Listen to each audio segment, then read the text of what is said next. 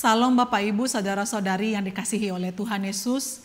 Kita bersyukur pada Tuhan jikalau pada pagi hari ini kita boleh berjumpa kembali dalam program Sekar, Semakin Dekat Kristus. Saudara yang dikasihi Tuhan, sebelum kita memulai hari, mari kita merenungkan firman Tuhan dari Yohanes 16 ayat 14 hingga ayat 15. Ia, Roh Kudus, akan memuliakan aku, Yesus Kristus, sebab ia akan memberitakan kepadamu apa yang diterimanya daripadaku. Segala sesuatu yang Bapa punya adalah aku punya. Sebab itu aku berkata, ia akan memberitakan kepadamu apa yang diterimanya daripadaku. Roh Kudus bukanlah kuasa atau sejenis kekuatan. Roh Kudus adalah pribadi ketiga dari Allah Tritunggal, yang diutus ke dalam dunia untuk menyertai umat Allah, sehingga mereka tidak sendiri menjalani hidup dalam dunia yang telah jatuh dalam dosa. Bapak, Ibu, Saudara-saudari, kelahiran Tuhan Yesus menyatakan kepada kita akan pemeliharaan sempurna dari Allah Bapa, bahwa ia adalah Immanuel, Allah yang beserta kita. Pengutusan Roh Kudus ke dalam dunia setelah Yesus naik ke sorga menyingkapkan dengan jelas bahwa Immanuel tidak berhenti ketika awan menutupi pandangan murid-murid yang menyaksikan kenaikan Tuhan Yesus ke sorga, tetapi bahwa Roh Kudus yang dijanjikan Kristus akan dicurahkan atas mereka. Hal ini menandakan bahwa Immanuel, Tuhan yang beserta dengan kita, adalah Allah yang setia, Allah yang menyertai umatnya sampai pada kesudahannya, yaitu sampai selama-lamanya.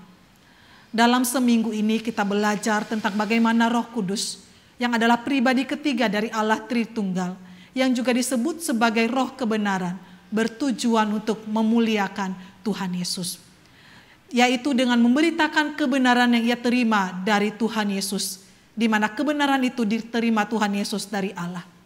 Dalam Kolose disebutkan di sana bahwa Yesus Kristus tidak menganggap kesetaraan dengan Allah sebagai milik yang harus dipertahankan, melainkan ia telah mengosongkan dirinya, mengambil rupa seorang hamba demi menggenapi rencana Allah dalam menyelamatkan umat manusia.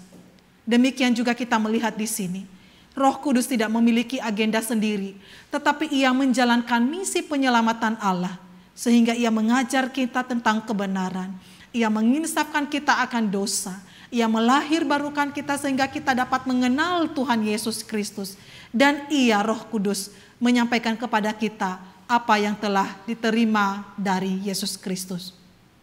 Dengan demikian Bapak Ibu, kita melihat bahwa Roh Kudus tidak pernah menyinarkan lampu sorot kepada dirinya sendiri. Namun lampu tersebut selalu menyorot kepada Yesus agar Yesus dimuliakan dan ditinggikan. Pekerjaan Roh Kudus di sini bersifat kristosentris, yaitu berpusatkan pada Kristus.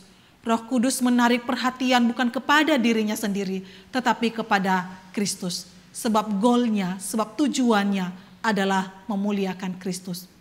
Yohanes 16 ayat 14 paralel dengan Yohanes 14:26. Mari kita membacakannya. Tetapi penghibur, yaitu Roh Kudus yang akan diutus oleh Bapa dalam namaku, dialah yang akan mengajarkan kepadamu dan akan mengingatkan kamu akan semua yang kukatakan kepadamu. Roh Kudus akan mengingatkan kepada kita perkataan-perkataan Tuhan Yesus. Dalam hal inilah Yesus dimuliakan olehnya. Bapak, Ibu, Saudara-saudara yang dikasihi oleh Tuhan Yesus, apakah kita mau sepakat dengan Roh Kudus yang ada dalam hati kita untuk memuliakan Tuhan Yesus Kristus? Bagaimana hidup kita selama ini? Bagaimana kita menjalankan hidup berumah tangga kita? Apakah kita menjalankan agenda sendiri atau agenda Tuhan dalam pernikahan kita? Kalau kita menjalankan dengan agenda sendiri, maka kita akan lelah dan habis. Terlalu banyak bahtera rumah tangga yang hancur, diterpa angin dan badai, karena hidup berumah tangga dijalankan dalam agenda pribadi, bukan fokus pada Kristus yang adalah kepala keluarga. Bagaimana kita menjalankan pernikahan kita? Untuk mencari kebahagiaan sendiri atau untuk mencari perkenanan Tuhan? Salah satu perkataan atau perintah Tuhan Yesus tentang pernikahan adalah apa yang telah dipersatukan Allah tidak dapat diceraikan oleh manusia. Roh Kudus akan menyampaikan kepada kita hal yang sama. Ia akan mengingatkan kepada kita akan perkataan Tuhan Yesus ini, di mana sebelumnya dalam kitab Nabi Maleakhi, Allah pernah menyatakan bahwa Ia sangat membenci perceraian. Maukah kita sepakat dengan Roh Kudus untuk menuruti perintah-perintah Allah, sehingga Allah sungguh-sungguh dimuliakan dalam hidup kita? Roh Kudus ada bersama-sama dengan kita.